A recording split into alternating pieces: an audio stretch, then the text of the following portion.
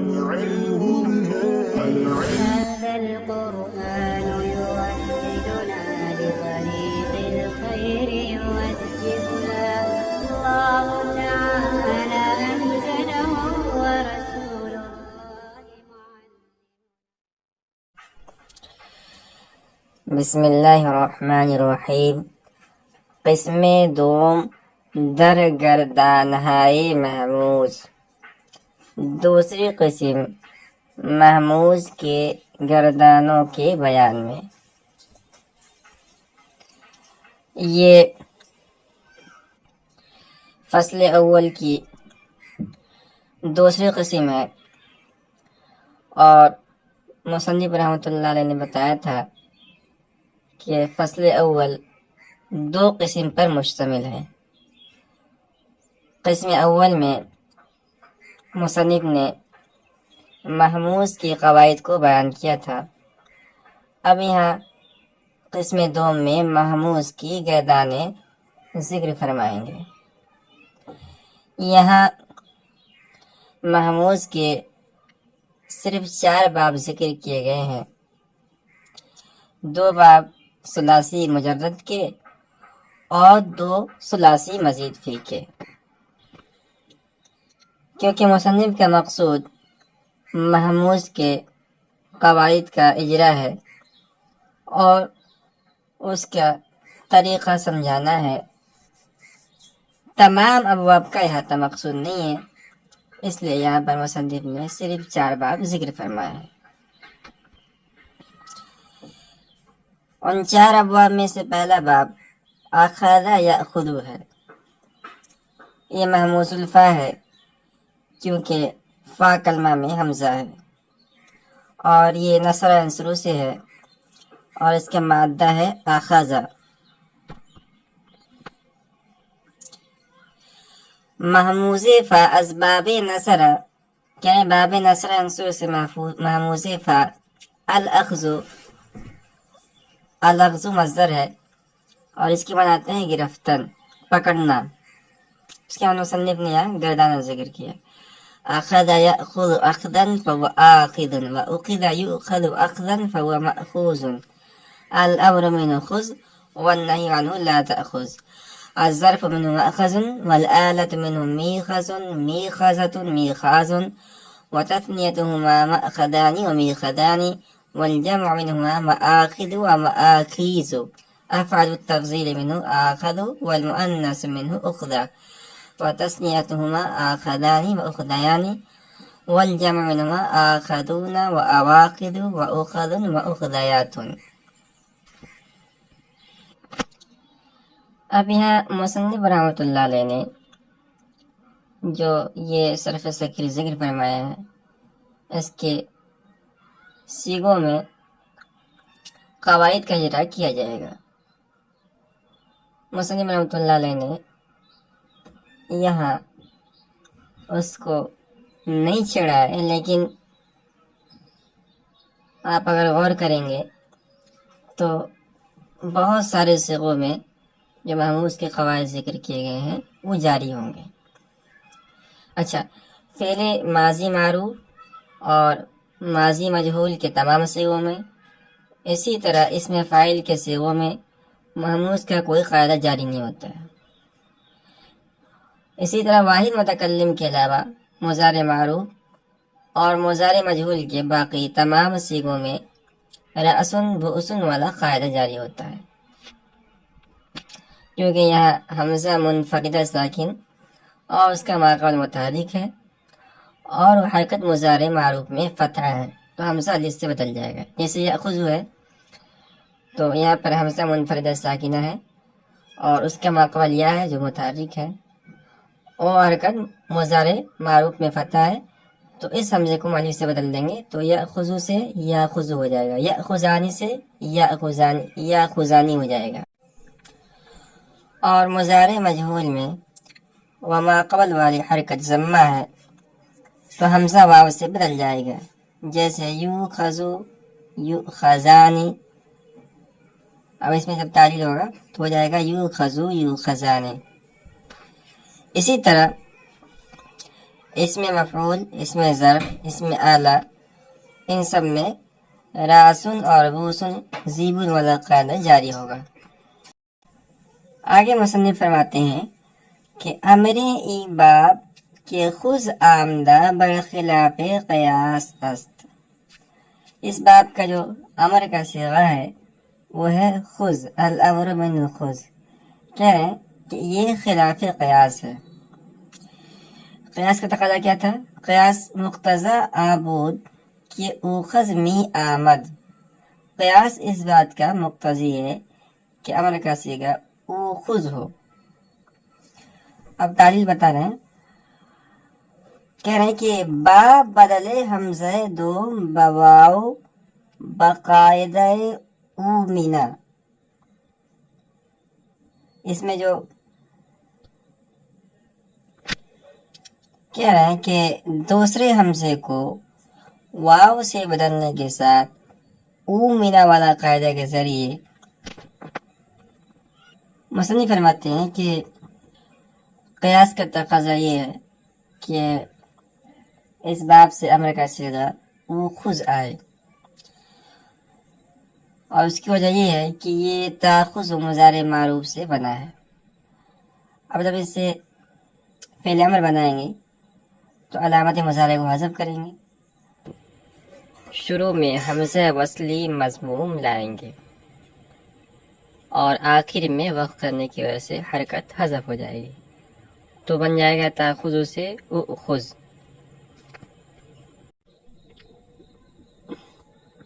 اب اس کو سمجھنے کی کوشش کرتے ہیں۔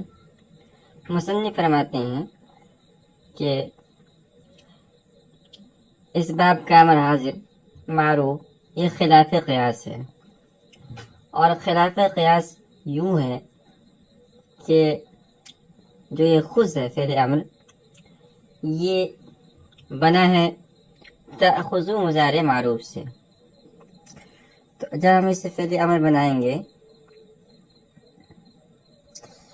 تو قاعدے کے حساب سے سب سے پہلے ہم کیا کریں گے؟ علامت مضارع کو ہم حذف کریں گے۔ تو علامت مضارع تا ہے، اس کو ہم نے حذف کر دیا۔ اس کے بعد شروع میں حمزہ وصل مضموم لائیں گے،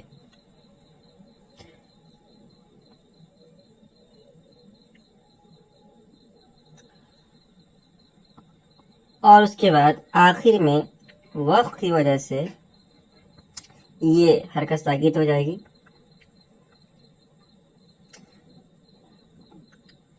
تو اخذ ہو جائے گا، اخذ۔ تو اب چاہیے تو یہ تھا کہ اومینا والا قاعدہ سے یہ جو دوسرا حمزہ ہے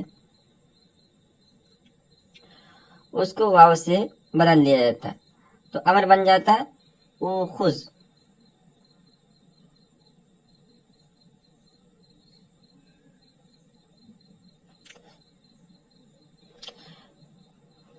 تو یہ جو فعل امر تھا یہ تھا قیاس کے موافق، لیکن خلاف قیاس تخفیف کی غرض سے ہم نے دوسرے حمزے کو حذف کیا۔ تو یہاں جو حمزہ تھا اس کو ہم نے حذف کر دیا۔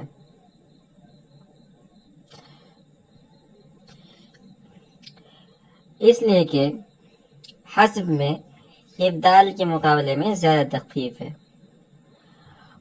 اس کے بعد جو شروع کا حمزہ ہے، حمزہ وصلی، اس کو ہم نے گرا دیا، اس لیے کہ اب اس کی ضرورت نہ رہی۔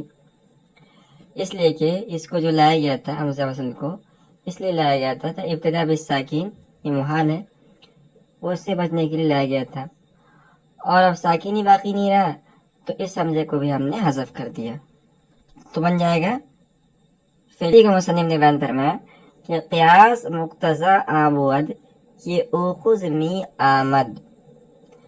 مصنف فرماتے ہیں کہ قیاس کا تقاضا یہ تھا کہ فعل امر اوخذ آتا با بدلے حمزہ دوم بواو، دوسرے حمزے کو واو سے بدلنے کے ساتھ باقاعدہ اومنا، اومنا کے قاعدہ کے موافق. اس کو ہم نے آپ کے سامنے تفصیل سے پیش کیا. آئے مصنف فرماتے ہیں ہم چنی امر اکلا یاکلو ہم کل آمدہ، کہہ رہے ہیں کہ ٹھیک اسی طرح اکلا یاکلو کا فعل امر جو کل آیا ہے یہ بھی خلاف قیاس ہے. ودر امر امرا یامرو حذف حمزتین و ابقاء ہر دو ہم جائز است.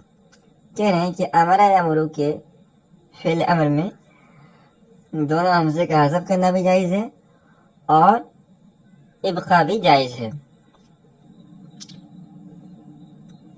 چنانچہ اس کو مر بھی پڑھ سکتے ہیں اور امور بھی پڑھ سکتے ہیں. مصنف فرماتے ہیں کہ جس طرح اخذ یاخذ کا فعل امر خلاف قیاس ہے، ٹھیک اسی طرح اکل یاکل کا امر جو کل آتا ہے یہ بھی خلاف قیاس ہے، اور قیاس کے مطابق فعل امر اوکل ہونا چاہیے تھا. اس لیے کہ جب ہم فعل امر بنائیں گے تأکلو سے تو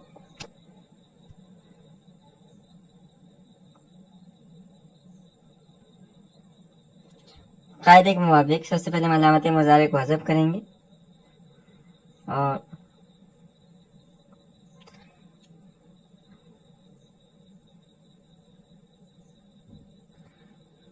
علامت مضارع کو ہم نے حذف کر دیا اور اس کے بعد شروع کے اندر حمزہ وصل مضموم لے کر آئیں گے.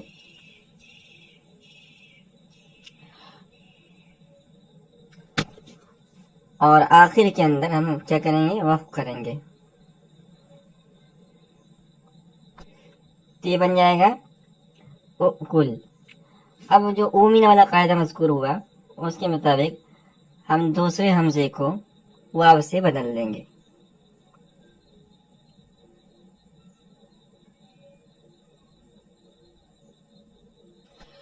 تو قیاس کے موافق جو فعل بنانا چاہیے تھا وہ کل آنا چاہیے تھا، لیکن جس طرح خذ میں خلاف قیاس فعل امر کو بنایا گیا ہے تخفیف کی غرض سے، اسی طرح یہاں بھی اوکل سے کل بنایا گیا ہے خلاف قیاس تخفیف کی غرض سے.